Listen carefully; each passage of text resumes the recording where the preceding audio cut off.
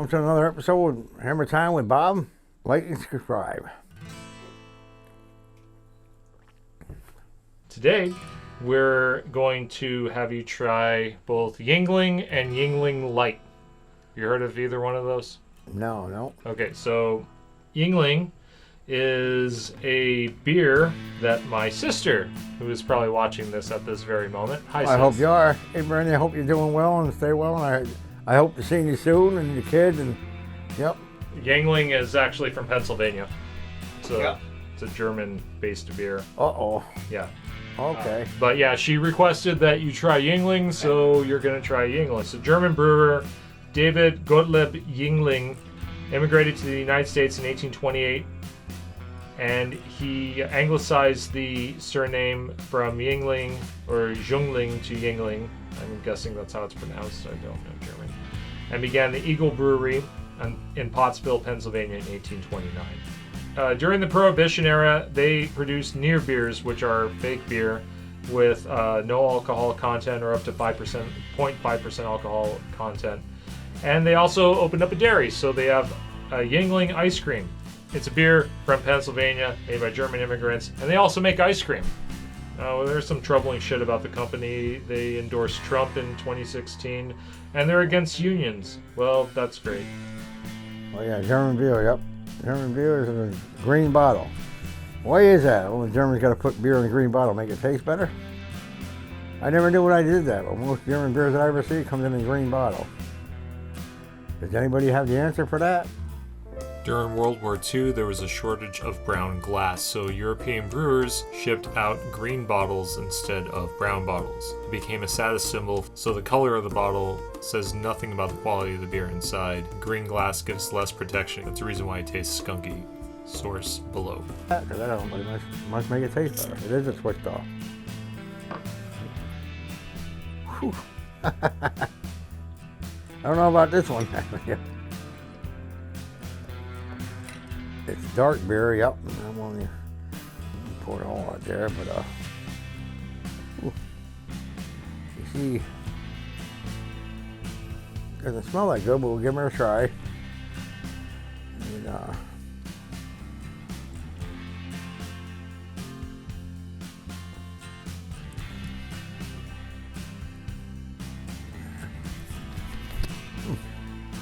not that bad. It's a little, yep.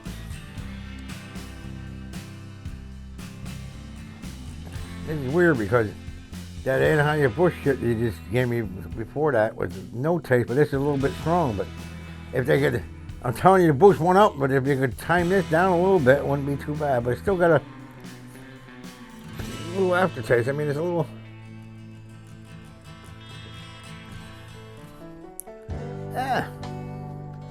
Not terrible. It's got this, it's got an aftertaste that I don't like. I mean, it's hey, Bobtail, that's the family cat over there. You want to try it, Bob? But it's just it ain't fucking terrible. I usually don't like the German beer because it's always maybe I'm a pussy. I can't drink the strong beer. That's why I drink Bud Light. But it's got a little sour smell to it. But let's say once you get some smell, you're doing okay. I think this is the first German beer that I like because usually it was a little bit too much and I wanted to. To handle. I mean, have a few more sips, you'd be gone. But that's not bad. It's just got a little bit of. I don't know how to explain it, but sometimes you drink something. Just like I don't know if anybody knows about a poop burp. You burp and you taste the aftertaste. I call them poop burp. When you burp, it tastes like somebody shit in your mouth. So. If you were going to rate that from 0 to 5, what would you give it? I'll give it a 3.5.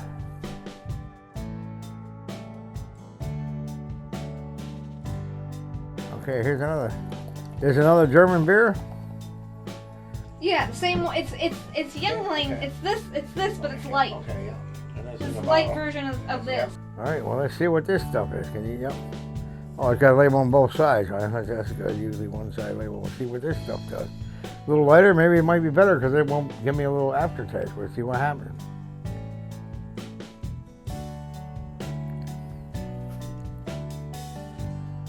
There we go.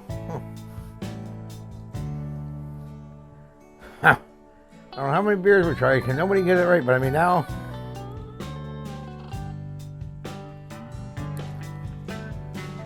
Now it don't taste that bad, but there again, now we went from full strength to light, and it doesn't taste bad, but the taste is weak. So who is ever going to make a good beer before I drop dead? I mean, you know, that was a little strong. The other one was a little light, but I mean, this ain't bad, but it's just a little on the weak side. Same I said about the Anheuser-Busch, the Busch beer. Same thing. This is kind of tastes like the same thing. I like that one, but it's aftertaste. I like this one, but if it was a little more open, I would. So I mean, I don't know. That's a hard question. One ain't strong enough. One's a little bit too strong. So what do you do? Just like, you know, what do you do when it's one's too hot, one's too cold? So you got to meet somewhere in the middle. But I mean, it's, you know, I don't know which one I like better. You know, because if this was a little stronger, it'd be good. If that was a little weaker, it'd be good. Cause, well, not weaker, I would say, but the aftertaste. You drink it, then it's so. I'd say 50-50. I mean, it would be a toss-up. I'd have to flip a coin on that one. Well, I'd probably rate it, like I said, the other one, about a 3. But it needs to have work done to it. But I have an idea. Try that. It does taste better. Yep, it does. I mean, and I don't get that aftertaste. Maybe you might have solved the problem. You're rich and famous. Maybe you should go on and fucking making beer. But this is, yep, that ain't bad. That might have, you know. I mean, when a man drinks a beer, you want something you like, and you don't want to have you want to get heartburn. You don't want to, you know, and that kind of helped. But I still get a little aftertaste. And when I drink a beer, I don't like that shit. You know, you get aftertaste like, you know, like when you burp up bad breath. You don't want that shit. You want, you know, something you can drink and enjoy, and you have to handle it. That's why I always say, ain't nobody topped this yet. And I mean, I'm glad you made, as far as you're concerned, that's pretty much a perfect beer as far as I'm concerned. I used to drink full strength Bud, but I can't handle, you know, I'm getting to be an old man, I can't handle that, so this works fine for me, but tastes good and I enjoy it, but no aftertaste, no Budweiser Blues in the morning, I mean, anything, but it's just, so I mean, it's okay. So I'll leave it at that. All them beers out there that I only like 1 or 2 or 3, but I mean, there's 1,000 beer and most of them, a lot of them taste like shit.